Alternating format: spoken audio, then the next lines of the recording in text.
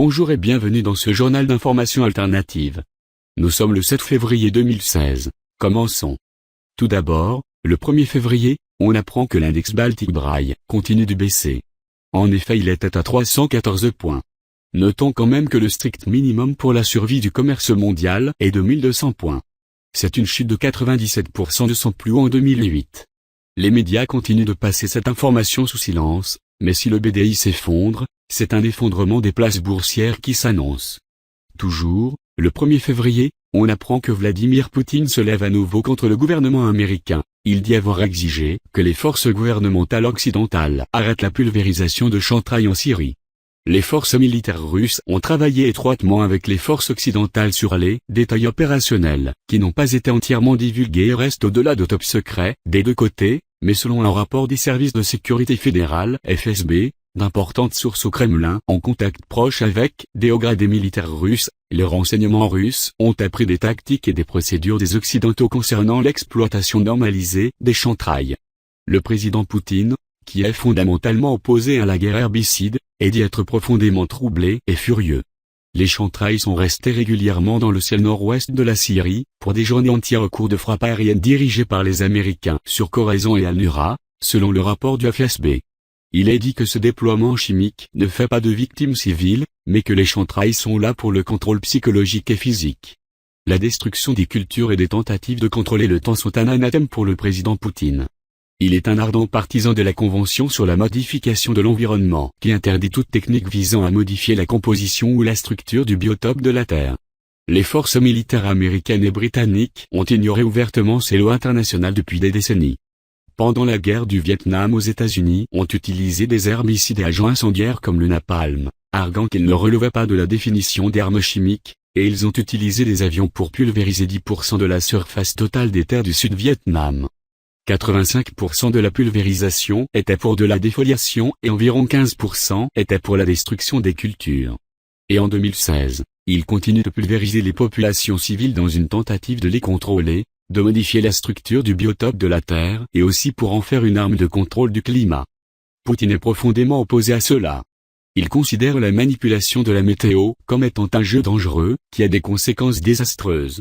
L'enfance de Poutine pourrait expliquer sa compréhension du fait que la nature doit être respectée et cultivée, et non pas manipulée et transformée en arme.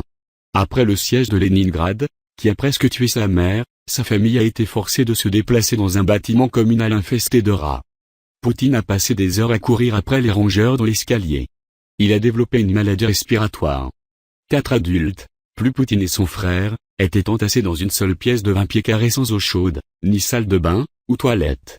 Il a surmonté ces conditions désastreuses en embrassant ses études ainsi que le judo, le karaté, le sambo qui est un art martial russe, qui exige un intense équilibre entre l'esprit et le corps. Le président russe comprend la nécessité d'une vie saine et disciplinée. Le 2 février, on apprend qu'une pétition a été lancée pour que les programmes spatiaux secrets soient divulgués. Cette pétition est adressée au président russe, Vladimir Poutine, ainsi qu'à Xi Jinping, le secrétaire général du Parti communiste chinois et à l'ONU. À l'heure où j'écris cette vidéo, il y a 17 748 signataires.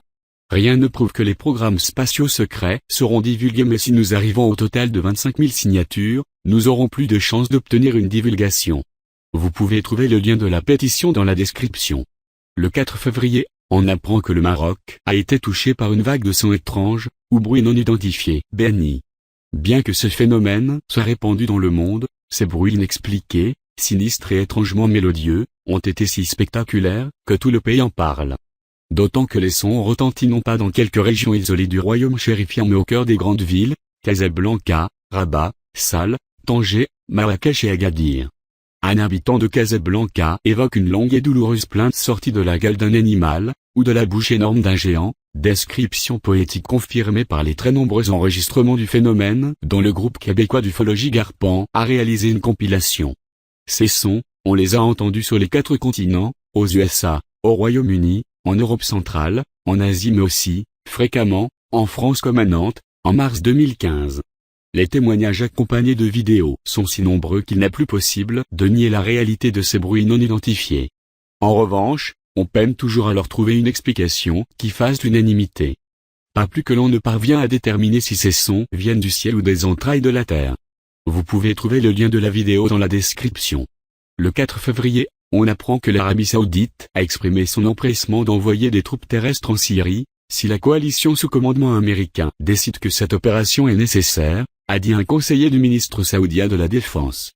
Lorsqu'on lui a demandé de commenter la déclaration de l'Arabie Saoudite, le porte-parole du département d'État américain, John Kirby, a dit qu'il ne l'a pas encore vue, mais a souligné que la coalition est généralement favorable à avoir des partenaires contribuant davantage dans la lutte contre l'État islamique.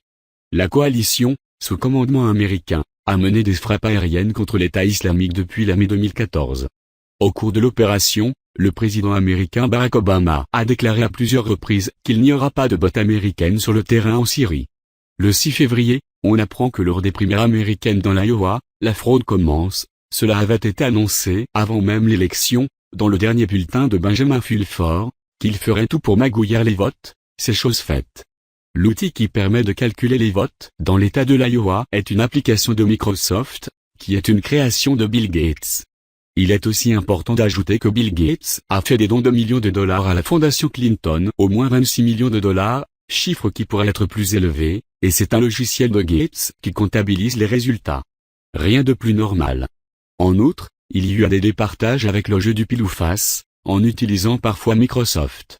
Rien de très clair dans tout cela, ça sent très mauvais. Voilà que ce journal touche à sa fin. N'hésitez pas à me suivre sur Twitter, je suis inscrit au nom de LinuxFR. Sur ce, je vous dis à la semaine prochaine pour un nouveau journal d'information alternative.